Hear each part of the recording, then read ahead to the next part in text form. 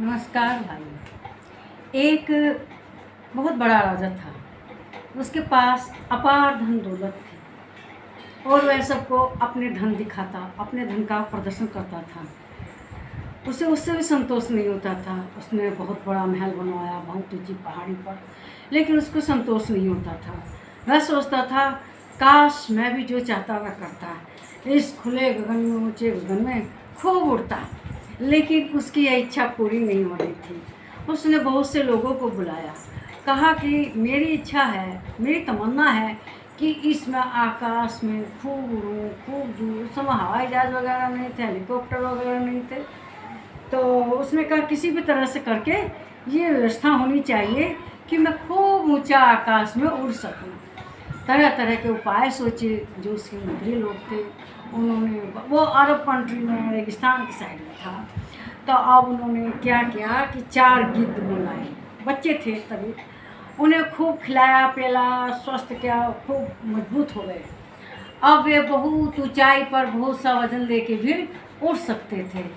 और उन्होंने क्या क्या, एक खटोला जैसी चीज़ बना दी और उसके चारों ओर रस्सी बांध के उसमें उन 4 गिद्धों को बांध दिया। अभी मजबूत थे, उन्हें उड़ाया। अगर चारों एक साथ जोर लगा के उड़े और आकाश में उड़ते चले गए। लेकिन उड़ते उड़ते जब वे थक गए तो वे ऊपर से गिर गए और राजा भी गिर गया। उसकी हड्डी पसली सब टूट गई और उसके प्राण निकल गए। तो इसीलिए मनुष्य को अपनी तमन्नाएं तो रखनी चाहिए, इच्छाएं रखनी चाहिए, लेकिन ऐसी इच्छाएं ना रखो जो असंभव हो।